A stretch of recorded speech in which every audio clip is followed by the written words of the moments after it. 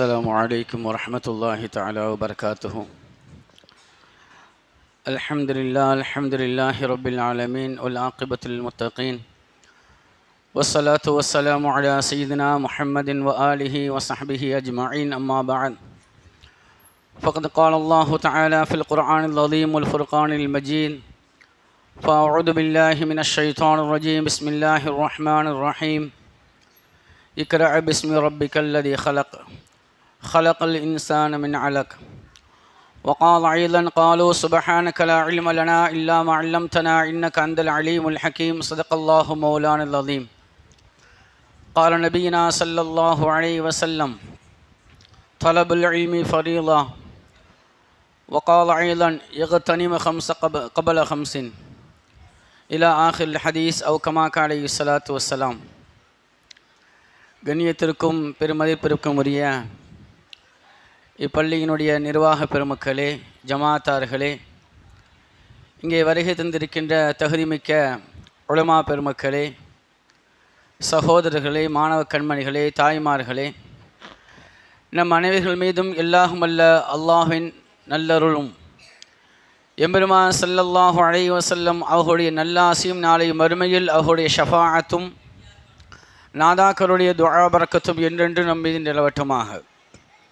வாழும் காலமெல்லாம் இறைவனை நின்று வணங்கக்கூடிய நன்மக்களாக, வாழும் காலமெல்லாம் நம்முடைய நெற்றியை பூமியில் பதித்து சுஜூது செய்யக்கூடிய நன்மக்களாக அல்லாஹ் நம்மையும் நம்மை சார்ந்தவர்களையும், நம்மை பெற்றெடுத்த தாய்ந்தர்களையும், நாம் பெற்றெடுத்த பிள்ளைகளையும், நமக்கு கல்வி தந்த உஸ்தாத்மார்களையும், நம்மிடம் கல்வி பெறக்கூடிய மாணவர்களையும் அல்லாஹ் ஆக்கியருள் புரிவானாக. கண்ணியத்திற்குரிய அல்லாஹின் நல்லடியார்களே, இந்த உலகத்திலே அல்லாஹுவால் கொடுக்கப்பட்ட மிகப்பெரிய செல்வம் என்பது குழந்தை செல்வம். பிள்ளைகள் நமக்கு அல்லாஹுவால் கொடுக்கப்பட்ட மகத்தான செல்வம், நிஅமத்துகள் என்பதை நாம் மறந்துவிடக்கூடாது.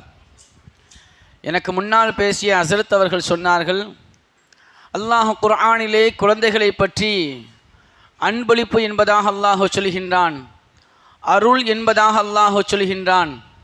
அதே போன்று குழந்தைகளை பற்றி அல்லாஹ் உலகத்தினுடைய அலங்காரம் என்று அல்லாஹு தஆலா புகழ்ந்து பேசிக்கொண்டே வரக்கூடிய அல்லாஹு தஆலா குர்ஆனிலே ஒரு இடத்திலே சொல்லும் பொழுது, இன்னமா அம்வாலக்கும் அவுலாதுக்கும் ஃபித்னா என்று அல்லாஹ் சொல்வான். உங்களுடைய செல்வங்களும் உங்கள் குழந்தைகளும் உங்களுக்கு சோதனை என்பதாக அல்லாஹ் சொல்வான். இப்போ நம்முடைய பிள்ளைகள் நமக்கு அலங்காரமாக இருக்க வேண்டும் என்றால் அவர்களை நாம் மார்க்கத்தினுடைய அடிப்படையில் நாம் வளர்த்து ஆளாக்க வேண்டும். மார்க்கத்தினுடைய அடிப்படையில் மார்க்க சட்டத்திட்டங்களை தெரிந்தவர்களாக, அல்லாஹும் ரசூலும் எதை விரும்புகின்றார்கள், எந்த காரியத்தை செய்யக்கூடாது என்று நமக்கு சொல்லித் தந்தார்கள் என்ற செய்திகள் நம்முடைய பிள்ளைகளுக்கு போய் சேர வேண்டும். அதிலும் குறிப்பாக இன்றைய காலகட்டத்தில் நம் சிறு குழந்தைகளுக்கு எப்படி நாம் அல்லாஹும் ரசூலையும் அவனுடைய சட்டத்திட்டங்களை சொல்லி கொடுக்கின்றோமோ, அதே போன்று இளைய சமுதாயத்திற்கு நாம் சொல்ல வேண்டிய ஒரு கட்டாய சூழலில் நாம் வாழ்ந்து கொண்டிருக்கின்றோம். நிறைய படிச்சிருப்பாங்க, நிறைய படிப்புகள் இருக்கலாம், நிறைய திறமைகள் அல்லாஹ் பிள்ளைகளுக்கு கொடுத்திருக்கலாம், இளைஞர்களுக்கு கொடுத்திருக்கலாம். ஆனால் எல்லா திறமைகளையும் எப்படி அவர்கள் பயன்படுத்த வேண்டும் என்று வழிகாட்டக்கூடிய ஒரு நிலை இல்லாமல் போனதன் காரணத்தினால் நம்முடைய பிள்ளைகள் வழி தவறி விடுகின்றார்கள். ஒரு குழந்தைகிட்ட எல்லா திறமையும் இருக்கும், எப்படியெல்லாம் பேசணுமோ பேசக்கூடிய ஆற்றலை அல்லாஹ் கொடுத்திருப்பான். ஆனால் அந்த குழந்தையை நாம் எப்படி பயன்படுத்துகின்றோமோ, எந்த வழியிலே அவர்களை நாம் அழைத்து செல்கின்றோமோ அந்த வழியை தான் அது மூத்தாகின்ற வரையிலும் அந்த குழந்தை அதை பின்பற்றும். அதை சரியான முறையில் கண்டுபிடித்து அவர்களிடம் உண்டான தவறை தெரிந்து அவர்களை திருத்த வேண்டும் என்ற உயர்ந்த நோக்கத்தோடு தான் நமது மேலப்பாளையம் மஜ்லிஸ் உலமா சபையின் சார்பாக இளைஞர்களை சீர்திருத்துவோம் என்ற ஒரு மகத்தான நோக்கத்தோடு நாங்கள் போராடி கொண்டிருக்கின்றோம். இன்ஷா அல்லாஹ் நிச்சயமாக எல்லோரும் திருந்துவார்கள், எல்லோரும் ஹிஸ்புல்லா என்று சொல்லக்கூடிய அல்லாஹுடைய படைகளாக மாறுவார்கள். அல்லாஹ் தௌஃபீக் செய்யணும். கண்ணியத்திற்குரிய பெருமக்களே, இன்று எனக்கு கொடுக்கப்பட்ட தலைப்பு இளமையும் மார்க்க கல்வியும் என்ற தலைப்பு. இப்போ இளமையும் மார்க்க கல்வியும் சொன்ன உடனே எல்லோருடைய உள்ளத்தில் எப்படி என்ன வரும் அப்படின்னு சொன்னோன்னா, இளமையில் எப்படியெல்லாம் மார்க்க கல்வியை தேடினார்கள் நம்முடைய முன்னோர்கள், எப்படியெல்லாம் மார்க்கத்தை அவர்கள் அறிவதற்கு முற்பட்டார்கள் என்ற தலைப்பின் கீழ் இவர் பேசுவார் என்பதாக நீங்கள் எல்லோரும் நினைக்கலாம். ஆனால் அதற்கு முன்பாக மார்க்கத்தினுடைய கல்விக்கு எந்த அளவிற்கு மார்க்கம் முக்கியத்துவம் கொடுக்கின்றது என்பதை நாம் விளங்கணும். அறிவு இருக்குது, அறிவு அல்லாஹ் எல்லாருக்கும் கொடுத்துருக்கான். விலங்குகளுக்கும் அறிவு இருக்குது, எல்லோருக்கும் அறிவு இருக்குது. நான் ஒரு சிறிய ஒரு கதையை மாத்திரம் சிறு குழந்தைகள் இருப்பதனால் சொல்லிவிட்டு ஆரம்பிக்க ஆசைப்படுறேன். அதாவது ஒரு கதை சொல்லுவாங்க. எப்படி கதை சொல்லுவாங்கன்னா, ஒரு ஊரில் சில கொஞ்சம் அதிகமான மக்கள் எல்லாம் சில கொஞ்சம் மக்கள் மட்டும் வாழ்ந்து கொண்டு இருக்கிறாங்க. ஒரு மலை வாழ் கிராமம். அந்த கிராமத்தில் அந்த மக்கள் தன்னுடைய சுய தேவைகளை கூட நிறைவேற்ற முடியாத ஒரு கஷ்டம். என்ன விஷயம் அப்படின்னு சொன்னால், அந்த மக்கள் வாழக்கூடிய பகுதியில் குரங்குகள் நிறைய வாழ்கிறது. குரங்குகள் நிறைய வாழ்வதனால இவர்கள் தன்னுடைய தேவையை நிறைவேற்ற முடியாத சூழ்நிலை.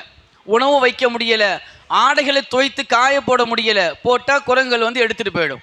உணவு வச்சா உணவெல்லாம் அது வீணாக்கிவிடும். அப்போ இந்த மக்கள் ரொம்ப சிரமப்படுறாங்க. என்ன செய்கிறது, இந்த குரங்குகள்கிட்ட இருந்து நம்ம எப்படி நம்மளை பாதுகாத்துக் கொள்வது என்பதாக மக்கள் எல்லாம் ஒன்று கூடி ஒரு முடிவு எடுக்கிறாங்க. அப்போ மக்கள்லாம் சொல்கிறாங்க, இந்த குரங்குகளை எல்லாம் நம்ம அழிச்சா மாத்திரம்தான் நம்ம வாழ முடியும். அதனால் இந்த குரங்குகளை கொல்வதற்குண்டான வழிகளை நம்ம தேடுவோம் அப்படின்னு முடிவு பண்ணுறாங்க. சரி, எப்படி கொல்றது அப்படின்னு சொல்லிட்டு நம்ம உணவுகளை நம்ம தயார் செய்து வைப்போம். அந்த உணவுகளில் விஷத்தையும் நாம் கலந்து வைத்து விடுவோம். அதை உண்ணு விட்டு அது மூத்தாகிடும் அப்படின்னு சொல்லி முடிக்கிறாங்க. சொல்லி முடிச்சுட்டு அதே மாதிரி உணவை தயார் செய்கிறாங்க. தயார் செய்து ஒவ்வொரு இடத்திலும் எந்தெந்த இடத்தெல்லாம் திரும்பினாலும் அங்கே உணவு வைக்கப்பட்டு இருக்குது. அந்த உணவுத்தில் விஷயத்தையும் கலந்து வச்சுருக்காங்க. அப்போ இந்த உணவெல்லாம் அங்கு இங்குமாக பரவி இருக்கிறத பார்த்துட்டு குரங்குகள் சந்தோஷத்தோடு மலையிலிருந்து ஓடி இறங்கி வருது. இறங்கி வந்த அந்த குரங்குகள் எல்லாத்தையும் பார்த்துட்டு நம்ம சாப்பிடலாம்னு சொல்லி முற்படுவதற்கு, அது சாப்பிட்றதுக்கு முன்னாடி வரும்பொழுது அந்த குரங்குகளுக்குன்னு ஒரு தலைவன் உண்டு. நான் சொல்வது கதை, ஒரு கற்பனை கதை. அதை விளக்கக்கூடியவர்கள் சொல்லுவார்கள், குரங்குகளுக்கு ஒரு தலைவன் இருந்தான். அந்த தலைவன் கீழே இறங்கி சொன்னாலும் யாரும் சாப்பிடாதீங்க அப்படின்னு சொல்கிறான். யாரும் உணவை சாப்பிட வேண்டாம், நம் இனத்தை சார்ந்தவர்கள் இந்த உணவை உண்ண வேண்டாம் அப்படின்னு சொல்கிறான். அப்போ ஏன் உண்ணக்கூடாதுன்னு மற்ற குரங்குகள்லாம் கேட்குது. அப்போ அந்த தலைவன் குரங்கு சொல்லிச்சா, நம்ம உணவுக்காக வேண்டி ஊருக்கு வந்தேன்னு சொன்னால் அந்த ஊரில் இருக்கிற உணவை நம்ம அடித்து பிடுங்கிட்டு போவோம். அவங்க வச்சுருந்தாலும் அவங்கள்டேருந்து நம்ம பிடுங்கி எடுத்துகிட்டு போவோம். ஆனால் இன்றைக்கி மக்களே சேர்ந்து எல்லாரும் உணவு வச்சுருக்காங்கன்னா இதில் ஏதோ பிரச்சனை இருக்குது அப்படின்னு அந்த பெரிய குரங்கு, தலைமை குரங்கு சொல்லுது. சொல்லி முடித்தவொடனே அந்த தலைமை குரங்கு அந்த உணவை நுகர்ந்து பார்க்குது. நுகர்ந்து பார்த்து விட்டு அந்த குரங்கு சொல்லிச்சான், யாரும் உணவை உண்ண வேண்டாம், வாருங்கள் என்னோடு என்பதாக வந்த அத்தனை குரங்களும் திரும்ப போகுது. திரும்ப போகும்போது ஊர் மக்களுக்கெல்லாம் ரொம்ப கஷ்டமாக போச்சு. இன்னையோட குரங்குகளுடைய கதையெல்லாம் முடிஞ்சிடும் நினச்சான், ஆனால் இது வேறு மாதிரி போகுது அப்படின்னு நினைக்கிறாங்க. போன குரங்குகள் கொஞ்சம் நேரமாச்சு, மறுபடியும் திரும்ப கீழே இறங்கி வருது. வந்த குரங்குகள் அத்தனை உணவுகளையும் ஒன்று கூட விடாமல் எல்லாவற்றையும் உண்ணுச்சு. அப்போ மக்கள்லாம் சந்தோஷப்படுறாங்க, இந்த குரங்குகள் எல்லாம் இன்னையோடு அழிஞ்சு போச்சு அப்படின்னு சொல்லி. ஆனால் நடந்த விஷயம் வேறு. மக்கள் எல்லாம் மறுநாள் காலையில் குரங்குகள் வராதுன்னு சந்தோஷமாக இருக்கும்பொழுது எல்லா குரங்குகளும் இறங்கி வருது. மக்கள்லாம் ஆச்சரியப்படுறாங்க, என்ன நடந்துச்சு அப்படின்னு தெரியலையேன்னு யோசிக்கும் பொழுது தான் அந்த மக்களுக்கு சொல்லப்பட்ட செய்தி, அவர்கள் விளங்கிய செய்தி என்னென்னா, அந்த பெரிய குரங்கு விஷம் இருக்குது, அதனால் இதை சாப்பிட்டா நம்ம மூத்தாயிடுவோம். இதை சாப்பிடாமல் என்ன செய்யணும்னா விஷத்தை முறிக்கக்கூடிய செடிகள் இருக்குது, அந்த செடிகளை போய் முதல்ல நம்ம உண்ணிட்டு இந்த உணவை சாப்பிட்டா நமக்கு ஒன்றும் செய்யாது அப்படின்னு தலைமை குரங்கு வழிகாட்டியதன் மூலமாக தன் உயிரை பறிகொடுப்பதற்கு தயாரான அத்தனை குரங்குகளையும் வாழ்வதற்குண்டான வழிவகுத்து கொடுத்தது என்பதாக சொல்லித் தருவார்கள். இங்கே எதுக்காண்டி இதை நான் சொல்ல வரேன்னா, இது பல வகையாக நம்ம சொல்லலாம், பல விதத்தில் இந்த உதாரணத்தை கொண்டு போகலாம். இன்னைக்கு நமக்கு தேவையான விஷயம் என்னவென்றால், நம்முடைய பிள்ளைகள் அழிவினுடைய நுனிவில் இருக்கின்றார்கள், அழிவை எதிர்நோக்கியவர்களாக வாழ்ந்து கொண்டிருக்கிறார்கள். எது சத்தியம் எது அசத்தியம் என்பதை தெரியாத சூழ்நிலையில் நம்முடைய பிள்ளைகள் வாழ்ந்து கொண்டிருக்கிறார்கள். நம்முடைய பிள்ளைகளை சரியான முறையில் வழிகாட்டி அல்லாஹும் ரசூலும் எப்படி வாழச் சொன்னார்களோ அந்த வாழ்க்கையின் பக்கம் நீங்கள் வர வேண்டும் என்பதற்காக வேண்டி நம்முடைய பிள்ளைகளை மார்க்கத்தின் அடிப்படையிலே நாம் கொண்டு செல்ல வேண்டும் என்ற உயர்ந்த நோக்கத்தோடு தான் இதே போன்ற சபைகளும் இதே போன்ற மதரசாக்கள் நடந்து கொண்டிருக்கின்றது.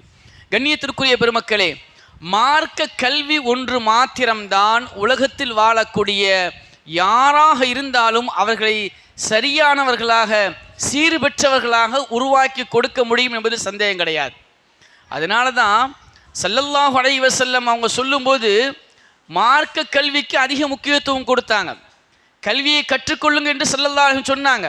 ஆனால் கல்வியிலும் மார்க்கத்தை தெரிந்த கல்வி இருக்குது, மார்க்கத்தை பற்றி உண்டான விளக்கமுடைய அல்லாஹும் ரசூலுடைய அந்த கல்வியை நீங்கள் கற்றுக்கொள்வது கட்டாயம் என்பதை ஸல்லல்லாஹு அலைஹி வஸல்லம் நமக்கு சொல்லி தந்தாங்க. அப்போ அந்த அடிப்படையில் நம்முடைய பிள்ளைகள் மார்க்க கல்வியினுடைய கற்று அதன்படி வாழ ஆரம்பித்தார்கள் என்று சொன்னால் நம்முடைய பிள்ளைகள் சீறு பெற்றவர்களாக சிறப்புக்குரியவர்களாக சிறந்தவர்களாக விளங்குவார்கள் என்பதில் எந்த விதமான சந்தேகம் அல்ல. ஒரு சமயம் ஸல்லல்லாஹு அலைஹி வஸல்லம் அவர்கள் தன்னுடைய சபையில் சஹாபாக்கள் எல்லோரோடும் அமர்ந்திருக்கிறாங்க. அமர்ந்திருக்கும்போது ஒரு மனிதர் வருகிறார்.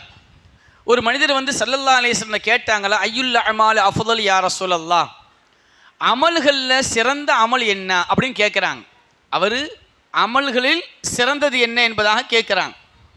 அப்போ கேட்கும்போது ஸல்லல்லாஹு அலைஹி வஸல்லம் தொழுகுங்க, நோன்பு வையுங்க, ஜக்காத்து கொடுங்க, ஹஜ்ஜி செய்யுங்க என்பதாக ஸல்லல்லாஹு அலைஹி வஸல்லம் சொல்லியிருக்கலாம். ஆனால் ஸல்லல்லாஹு அலைஹி வஸல்லம் சொன்ன அந்த வார்த்தையை ஹதீஸில் சொல்லப்படுகிறது அல் இல்மு பில்லாஹ்னு சொன்னாங்க. ஸல்லல்லாஹு அலைஹி வஸல்லம் அல்லாஹ்வை தெரிவதுன்னு சொன்னாங்க. அல்லாஹ்னா யார், அவன் எப்படிப்பட்டவன், அவன் தன்மை என்ன, அவனுடைய மலக்குமார்கள் யார், அப்போ அல்லாஹ்வை பற்றி நீ தெரிந்து கொள்வது என்று ஸல்லல்லாஹு சொன்னாங்க. அப்போ அந்த சஹாபி திரும்ப கேட்குறாங்க, யா ரசூலல்லாஹ் நான் அமலை பற்றி கேட்குறேன், நீங்கள் இல்மை பற்றி சொல்கிறீங்கன்னு சொன்னாங்க. அப்போ ஸல்லல்லாஹு மறுபடியும் சொன்னாங்க அல் இல்மு பில்லாஹ், அல்லாஹ்வை தெரிஞ்சுக்கோ அப்படின்னு சொன்னாங்க. அல்லாஹ்வை தெரிவதுனா மார்க்கத்தை அறிந்து கொள், மார்க்கத்தினுடைய சட்டத்திட்டங்களை தெரிந்து கொள், மார்க்கத்தில் எது ஹலால் ஹராம் என்று சொல்லப்படுகிறதோ அதை நீ அறிந்து கொள் என்று ஸல்லல்லாஹு அலைஹி வஸல்லம் திரும்ப சொல்கிறாங்க. சொல்லிவிட்டு ஸல்லல்லாஹு சொன்னாங்களா, இன்னல் அமலல் கலீல, கொஞ்சம் நம்ம அமல் செய்கிறோம், 2 ரக்காத்து தொழுகிறோம், கொஞ்சம்தான் அமல் செய்கிறோம். இந்த அமல் என்பது யன்ஃபஉ மஅல் இல்மி, அதை அறிந்து செய்யக்கூடிய அந்த அமல் இருக்குது, அது பயன் தரும். நீ செய்யக்கூடிய அமல் குறைவாக இருந்தாலும் அந்த அமலை எப்படி செய்யணும் என்பதை நீ தெரிந்து செய்தால் அது உனக்கு பயன் தரும். வ இன்ன கசீரல் அமல், அதிகமாக அமல் செய்கிறோம், நிறைய நின்று தொழுகிறோம், 1000 ரக்காத்து தொழுகிறோம், எவ்வளோ நிற்க முடியுமோ அவள் நின்று தொழுகிறோம், எவ்வளவோ சதக்கா செய்கிறோம். ஆனால் எந்த அமல் செய்தாலும் அதை நாம் அந்த அமல் செய்வதனால் நமக்கு கிடைக்கக்கூடிய நன்மைகள் என்ன, அந்த அமல் எது கடமை, எது சுன்னத்து, எது வாஜிப் என்பதை தெரியாமல் செய்தீர் என்று சொன்னால் அந்த அமலுக்கு எந்த பயனும் கிடையாது என்று ஸல்லல்லாஹு சொல்லி அனுப்புனாங்க. அப்போ இங்கே ஸல்லல்லாஹு அலைஹி வஸல்லம் சொல்ல வரக்கூடிய விஷயம் என்னென்னா, நாம் ஒரு காரியத்தை செய்கின்றோம் என்று சொன்னால் அது மார்க்க விஷயமாக இருக்கட்டும், உலக விஷயமாக இருக்கட்டும், அந்த காரியத்தை பற்றி உண்டான அறிவு நம்மிடம் இருக்க வேண்டும். அந்த அறிவு என்பது இருந்தால் மாத்திரம்தான் நாம் செய்யக்கூடிய அமல்களுக்கு பயன் உள்ளது, பயன் தரும் புரோஜனம் உள்ளது என்பதை கண்மணி நாயகம் ஸல்லல்லாஹு அலைஹி வஸல்லம் அவர்கள் நமக்கு நிறைய ஹதீஸ்களை சொல்லித்தராங்க. அந்த அடிப்படையில் தான் நம்முடைய பிள்ளைகள் எல்லாம், உலகத்தில் வாழக்கூடிய நம்முடைய குழந்தை செல்வங்கள் எல்லாம் உயர்ந்தவர்களாக ஆக வேண்டும். இன்றைக்கி உலகத்தில் சிறுவர்களும் சரி இளைஞர்களும் சரி அவங்க நேரான பாதையை விட்டு விலகி போகிறாங்க அப்படின்னு சொன்னோன்னா அதுக்கு மெயின் விஷயம் என்ன அப்படின்னு சொன்னோன்னா ஷைத்தானுடைய சூழ்ச்சி தான்.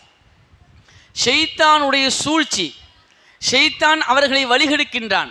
அப்போ நம்முடைய பிள்ளைகள் சேரக்கூடிய சேர்க்கை சரியானதாக இருக்கணும், நம்முடைய பிள்ளைகளுடைய தோழமை சரியாக இருக்கணும். அப்போ நம்முடைய பிள்ளைகள் நல்ல தோழர்களோடு, நல்ல நண்பர்களோடு, மார்க்கம் தெரிந்தவர்களோடு, ஒரு ஆலிமோடு, மார்க்கத்தை அறிந்த அறிஞரோடு வாழுகின்ற சமயத்தில் நம்முடைய பிள்ளைகள் சீர்பெற்று விடுவார்கள். அவர்கள் மார்க்கத்தையும் தெரியாமல் மார்க்கத்தை தெரிந்த நல்லவர்களோடு சேராமல் வாழும் பொழுது நம்முடைய பிள்ளைகள் உலகத்திலும் நமக்கு சோதனையாக அமைந்து விடுவார்கள், ஆகிரத்திலும் அவர்கள் சோதனை என்பதை தான் அல்லாஹ் குர்ஆனில் சுருக்கமாக சொல்கின்றான். இன்னமா அம்வாலக்கும் அவுலாதுக்கும் ஃபித்னா, உங்களுடைய செல்வங்களும் உங்கள் குழந்தைகளும் உங்களுக்கு சோதனை என்று அல்லாஹ் சொல்லக்கூடிய இந்த வசனத்திற்கு இமாம்கள் நமக்கு இப்படி விளக்கம் சொல்லி தருவார்கள். அப்போ அந்த அடிப்படையில் மார்க்கத்தை கற்பதற்காக வேண்டி நம்முடைய பிள்ளைகளை நாம் அனுப்பி வைக்க வேண்டும். அனுப்பி வைப்பது மாத்திரமல்லாமல் நாமும் தெரிந்திருந்தாலும் இன்னும் அதிகம் தெரிய வேண்டும் என்ற ஒரு உயர்ந்த எண்ணத்தோடு நோக்கத்தோடு நாம் வாழ வேண்டும் என்பதை கண்மணி நாயகம் ஸல்லல்லாஹு அலைஹி வஸல்லம் அவருடைய ஹதீஸுகள் நமக்கு நிரம்ப சொல்லித்தரும். ஒரே ஒரு சம்பவத்தை மாத்திரம் சொல்கிறேன். ஸல்லல்லாஹு அலைஹி வஸல்லம் அவங்க ஒரு நாள் மஸ்ஜித் நபவிக்கு வராங்க. மஸ்ஜித் நபவிக்கு ஸல்லல்லாஹு அலைஹி வஸல்லம் தொழுகை இல்லாத நேரத்தில் வராங்க. அதாவது அந்த வக்துடைய நேரம் கிடையாது, சாதாரண நேரத்தில் பள்ளிவாசலுக்கு ஸல்லல்லாஹு அலைஹி வஸல்லம் வராங்க. வரக்கூடிய சமயத்தில் ஸல்லல்லாஹு அலைஹி வஸல்லம் பார்க்குறாங்க, அந்த வாசலில், அந்த பள்ளியினுடைய வாசலில் இப்லீஸ் நிற்கிறான், ஷைத்தான் நிற்கிறான். அப்போ ஸல்லல்லாஹு அலைஹி வஸல்லம் அப்போ கேட்குறாங்க, இப்லீஸை பார்த்து கேட்குறாங்க, மா தஸ்னா உ ஹாதா மா தஸ்னா ஹுனா, இந்த இடத்துல நீ என்ன செய்கிற அப்படின்னு கேட்குறாங்க ஸல்லல்லாஹு அலைஹி வஸல்லம். இந்த இடத்துல உனக்கு என்ன வேலைன்னு கேட்குறாங்க, இப்லீஸை பார்த்து கேட்குறாங்க. ஸல்லல்லாஹு அலைஹி வஸல்லம் கேட்குற கேள்வி, இப்லீஸை பார்த்து கேட்குறாங்க, மா தஸ்னா ஹுனா, இந்த இடத்துல உனக்கு என்ன வேலை, இங்கே என்ன செஞ்சுட்டு இருக்க அப்படின்னு கேட்குறாங்க ஸல்லல்லாஹு அலைஹி வஸல்லம். அப்போ கேட்கும்போது இப்லீஸை திரும்ப சொல்கிறான், ஒன்றும் இல்லை, நான் உள்ளே போகணும்னு ஆசைப்படுறேன். ஒரு மனிதர் தொழுது கொண்டு இருக்கிறார், ஒரு மனிதர் உறங்கி கொண்டு இருக்கிறார். பள்ளியினுடைய ஓரத்தில் ஒரு மனுஷன் தூங்குறாரு, இன்னொரு மனுஷன் தொழுகிறாரு. அப்போ நான் தூங்குற இந்த மனிதனை பார்த்து பயப்படுறேன். தொழக்கூடிய மனுஷனை பார்த்து கூட எனக்கு பயம் இல்லை, தூங்குறவனை பார்த்து நான் பயப்படுறேன்னு சொல்லி இப்லீஸ் சொல்கிறான். அப்போ ஸல்லல்லாஹு அலைஹி வஸல்லம் திரும்ப கேட்டாங்களாம், எனக்கு ஆச்சரியமாக இருக்குதே, தூங்குறவன் கஃபலத்து பொடுபோக்கில் இருக்கிறான், அவன் வணக்கம் செய்யலை, சாதாரணமாக அவன் தன்னை மறந்து தூங்கி கொண்டு இருக்கிறான். ஆனால் தொழுகிறவன் அல்லாஹுவோடு முனாஜாத், அல்லாஹுவோடு பேசி கொண்டு இருக்கிறான். அப்போ அல்லாஹுவோடு பேசி கொண்டு இருக்கக்கூடிய இந்த மனிதனை பார்த்து நீ பயப்படலை, தூங்குறவனை பார்த்து பயப்படுறிய, என்ன விஷயம்னு ஸல்லல்லாஹு அலைஹி வஸல்லம் கேட்குறான். அப்படி கேட்கும் பொழுது இப்லீஸ் சொன்ன அந்த வார்த்தை ரொம்ப ஆச்சரியமானது. இப்போ இப்லீஸ் சொல்கிறான், தொழுகிறான் பாருங்க, அவனை கூட நான் வழிகெடுத்துருவேன், அவனை நான் வழிகெடுத்துருவேன், ஈஸியாக வழிகெடுத்துருவேன், எனக்கு அது சுலபம், லேசான காரியம். ஏன்னா அவன்கிட்ட மார்க்கத்தை பற்றி உண்டான இல்மு இல்லை, மார்க்கத்தை பற்றி உண்டான கல்வி அவன்கிட்ட இல்லை. அதனால் அவனை நான் நினச்சிடுவேன், ஈஸியாக உங்களுக்கு ஸ்லோவாக நினச்சா ரொம்ப லேசான முறையில் அவனை வழிகெடுத்துருவேன். ஆனால் தூங்குறான் பாருங்க, இந்த மனிதன் மார்க்கத்தை தெரிஞ்சவன், மார்க்கத்தினுடைய எல்லா நிலைகளையும் அறிந்தவன், புரிந்தவன். இப்போ நான் அவனை போய் வழிகெடுக்க, அவன் அந்த தன்னுடைய தொழுகையை விட்டு அவன் சப்தம் விட்டு விட்டால் உறங்கி கொண்டு இருக்கக்கூடிய இவன் எஞ்சிடுவான். இவன் எஞ்சிட்டான் அப்படின்னு சொன்னா என்ன நடக்கும்? ஏய், இன்னதான் ஷைத்தானுடைய சேட்டை தான், எனவே நீ மறுபடியும் தொழுகு, எப்படி தொழுகுன்னு நான் உனக்கு சொல்லித்தரேன் அப்படின்னு எல்லா விஷயத்தையும் அவன் சொல்லி கொடுத்துருவான்.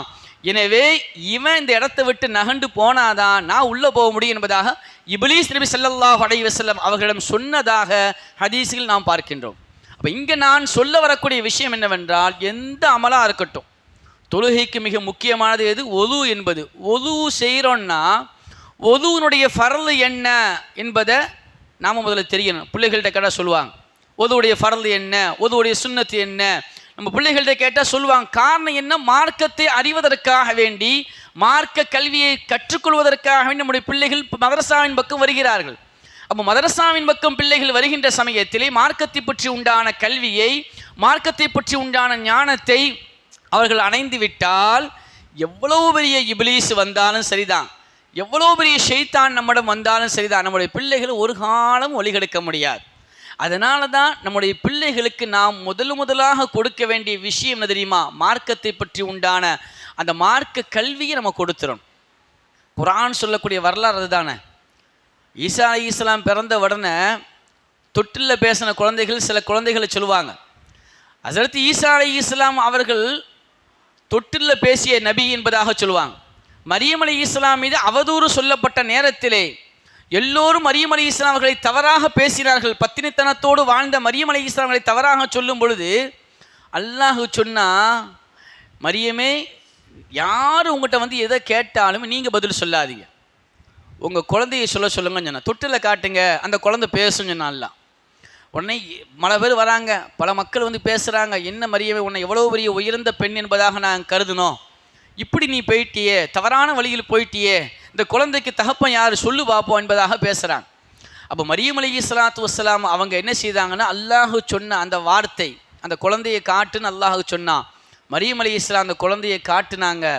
காட்டிய உடனே அந்த குழந்தை பேசிய முதல் வார்த்தை என்ன தெரியுமா? என் பேர் ஈசா அப்படின்னு பேசலை, நான் அல்லாஹ்வால் கொடுக்கப்பட்ட ரூஹ் என்பதாக சொல்லலை.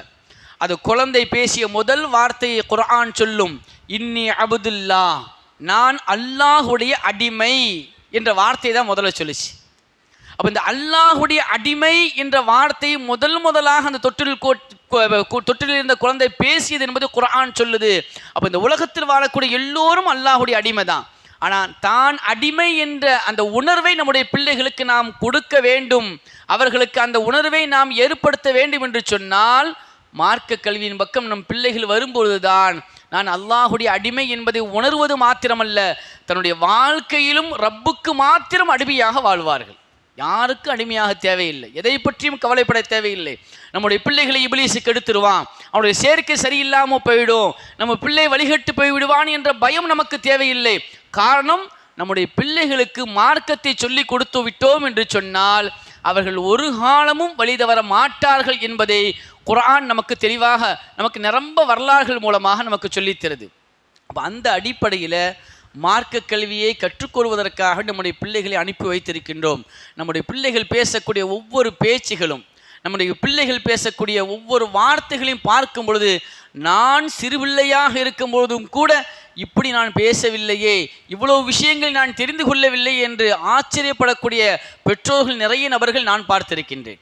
அப்போ நம்முடைய வாழ்க்கையில் நம் பிள்ளைகள் உயர்ந்து நிற்க வேண்டும். நம்முடைய பிள்ளைகள் கடைசி வரையிலும் அவர்கள் நல்லவர்களாக, சீர்பெற்றவர்களாக, நம்முடைய இளைய சமுதாயம் சீர்பெற்ற சமுதாயமாக மாற வேண்டும் என்று சொன்னால் மார்க்கத்தை அறிய வேண்டும். அல்லாஹ் ரசூல் எதை சொல்லி தந்தார்களோ அந்த அடிப்படையில் நம்முடைய பிள்ளைகள் வாழ்க்கை செல்கின்ற சமயத்தில் தான் உயர்ந்தவர்களாக அவர்கள் திகழ்வார்கள் என்பதில் சந்தேகமல்ல. அதனால தான் ஸல்லல்லாஹு அலைஹி வஸல்லம் குழந்தைகளுக்கும் சேர்த்து சொல்கிறேன் இந்த ஹதீஸை, இளைஞர்களுக்கு மாத்திரமல்ல எல்லோருக்கும் சேர்த்து தான். ஸல்லல்லாஹு அலைஹி வஸல்லம் அவர்கள் சொன்னாங்க, 5 விஷயம் இருக்குது, அந்த 5 விஷயத்தை 5 ஏற்படுவதற்கு முன்பாக அதை கனிமத்தாக ஒரு பொக்கிஷமாக நீ எடுத்துக்கோன்னு ஸல்லல்லாஹு சொன்னாங்க.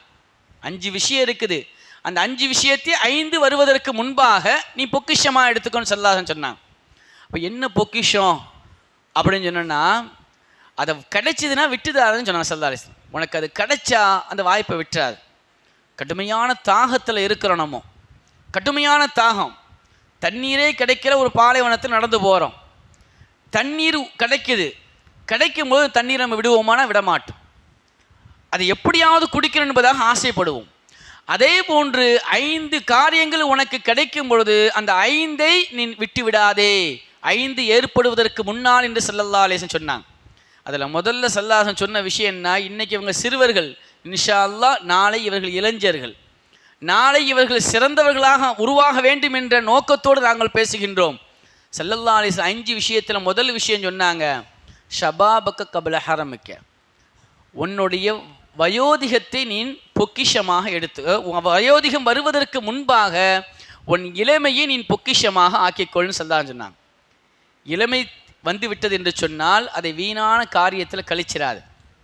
வயோதிகம் வந்ததுக்கப்புறம் நான் இளமையில் இப்படியெல்லாம் வீணாக்கிட்டேனே, இதை இப்படியெல்லாம் செய்யாமல் விட்டுவிட்டேனே என்று வேதனைப்படுவதை விட்டுவிட்டு உனக்கு அந்த வாய்ப்பு கிடைக்கும் பொழுது அதை நீ பொக்கிஷமாக ஆக்கிக்கொள் என்று ஸல்லல்லாஹு அலைஹி வஸல்லம் சொன்னாங்க. முதல் விஷயம்.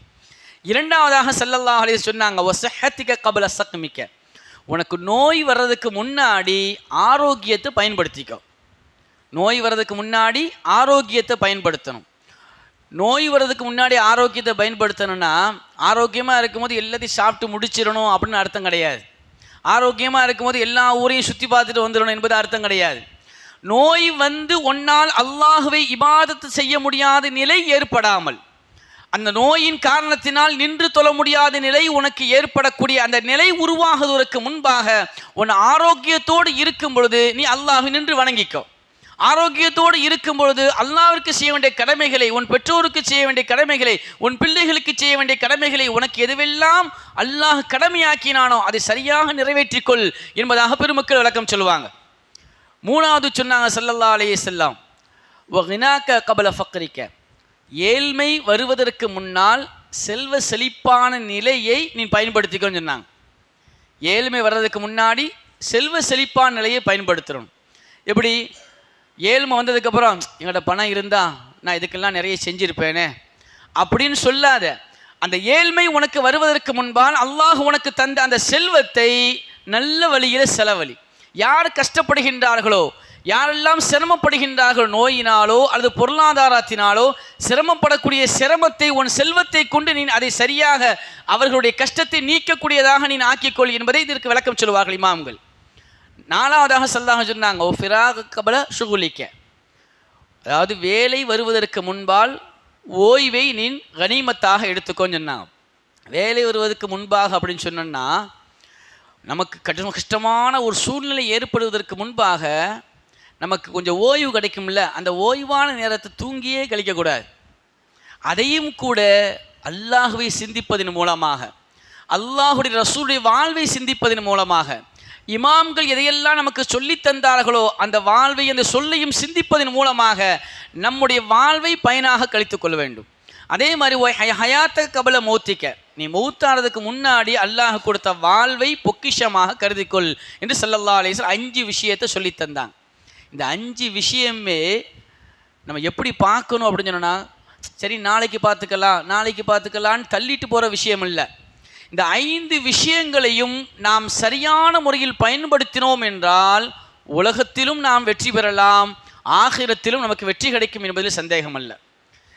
இளைஞர்களுடைய நிலைகள், இன்றைக்கி இளைஞருடைய நிலைகள் எப்படி போயிட்டுருக்குது அப்படின்னு சொல்லி சொன்னால் ரொம்ப வேதனையான விஷயம். இன்றைக்கி மஜ்லிஸ் உலமா இந்த விஷயமாக தலையிட்டு அவர்கள் அதற்குண்டான சீர்திருத்தத்துக்குண்டான வழிகள் என்ன என்பதை மக்களை எப்படியாவது இளைஞர்களையும் இளம் பெண்களையும் சரியான வழியில் கொண்டு செல்ல வேண்டும் என்பதற்காக இவ்வளவு கஷ்டப்படுகின்றார் என்று சொன்னால் அதற்கு மிக முக்கிய காரணம் என்னவென்றால், பேரளவில் இஸ்லாமியனாக வாழ்ந்து கொண்டிருக்கிறான், நம் சமூகத்தைச் சேர்ந்தவன், நம்முடைய இளைஞன் பேரளவில் இஸ்லாமியனாக வாழ்ந்து கொண்டிருக்கிறான், பேரில் அப்துல்லா என்பதாக பேர் வச்சுக்கிறான், நான் முஸ்லீம் என்பதாக சொல்கிறான், இஸ்லாத்தினுடைய வாடையை கூட அவன் உகராதவனாக வாழ்ந்து கொண்டிருக்கிறான்.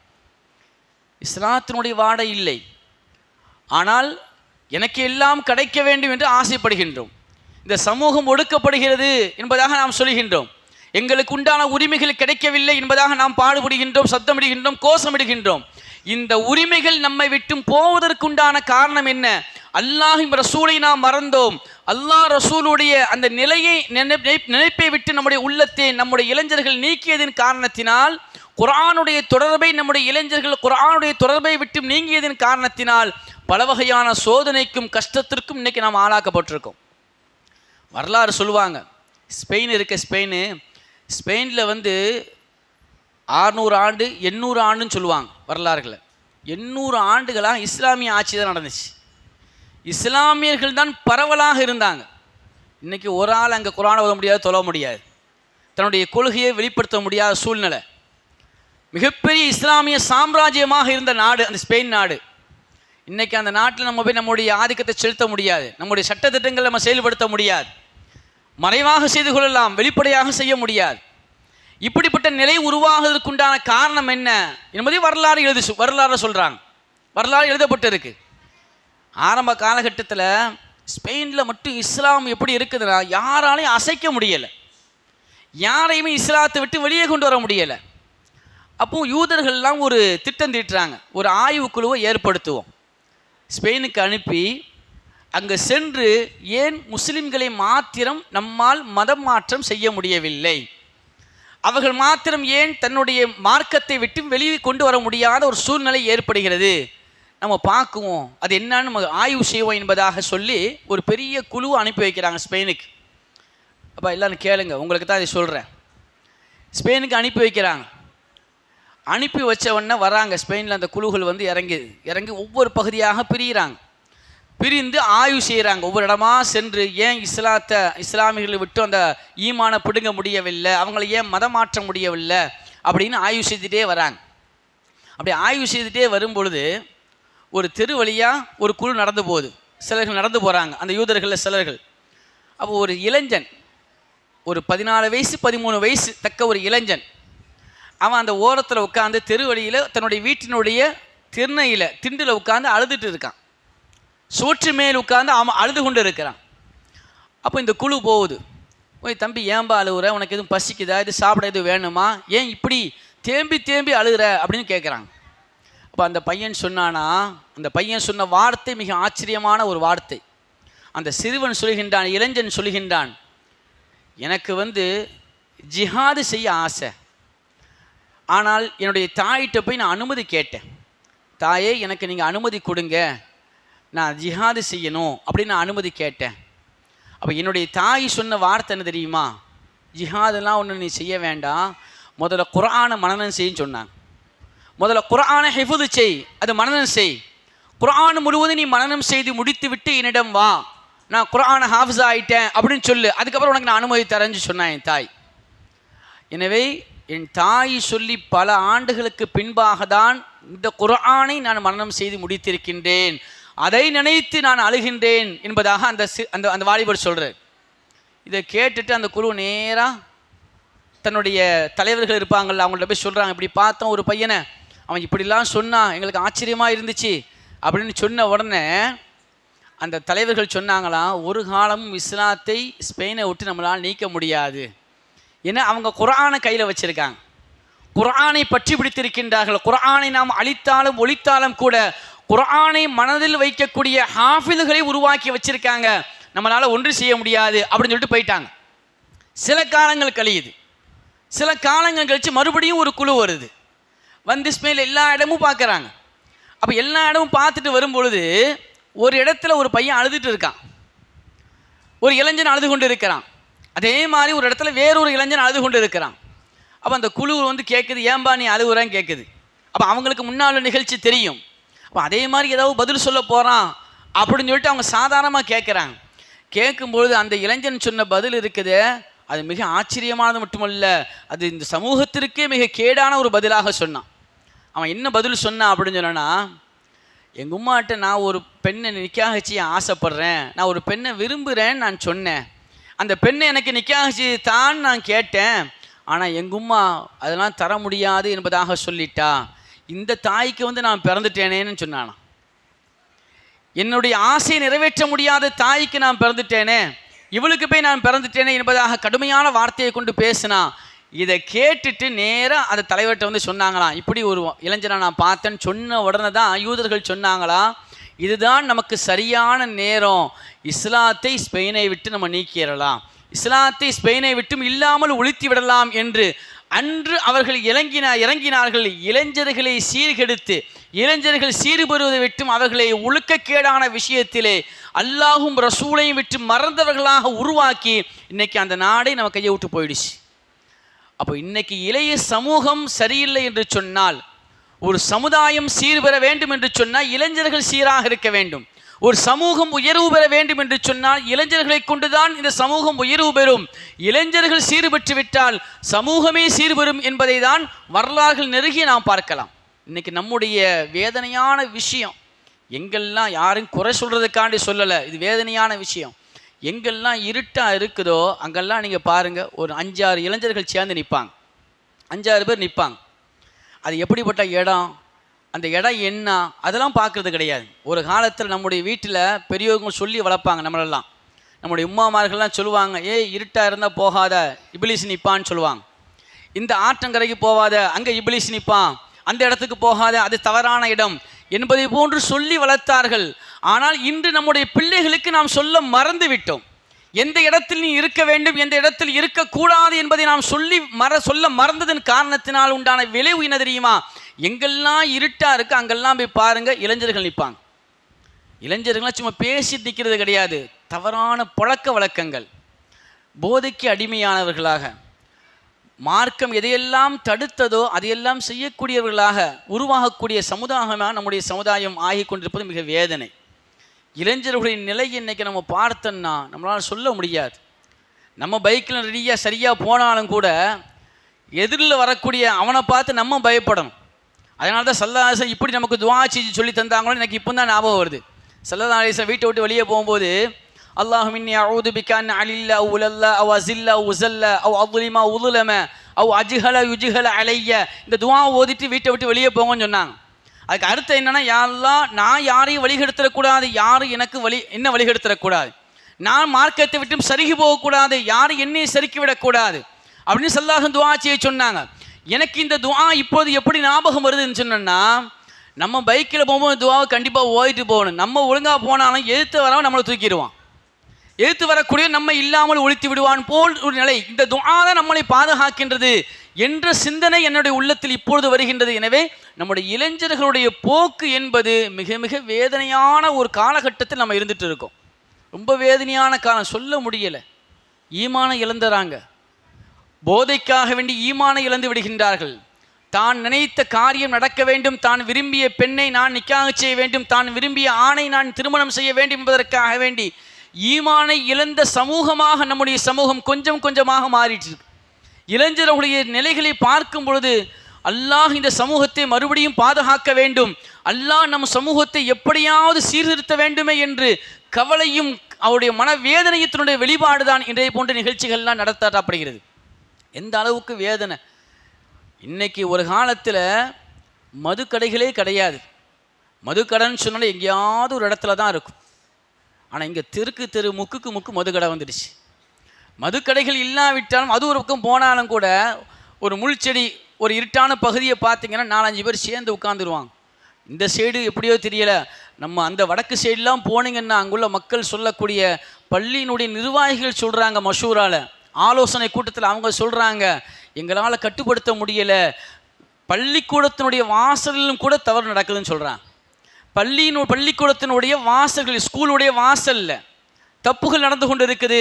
நம்ம சமூகத்தினுடைய இளைஞர்கள் நாம் எப்படி சீர்திருத்த செய்ய போகிறோம் என்று பயப்படுறாங்க, கவலைப்படுறாங்க.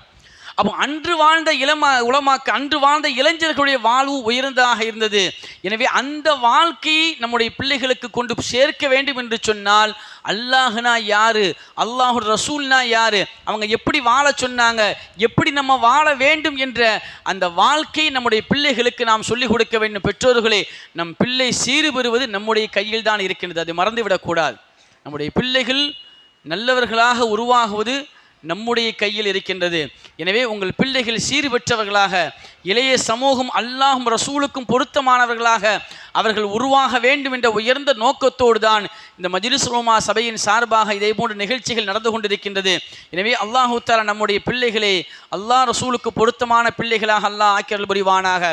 இந்த மதரசாவில் ஓதக்கூடிய எல்லா பிள்ளைகளையும் அல்லாஹ் அஹ்லுல்லாக்களாக, அல்லாஹுடைய நேசர்களாக அல்லாஹ் ஆக்கியல் புரிவானாக என்று துஆ செய்தவனாக என் உரையை முடித்துக் கொள்கிறேன். அஸ்ஸலாமு அலைக்கும் வரஹ்மத்துல்லாஹி வபரகாத்துஹு.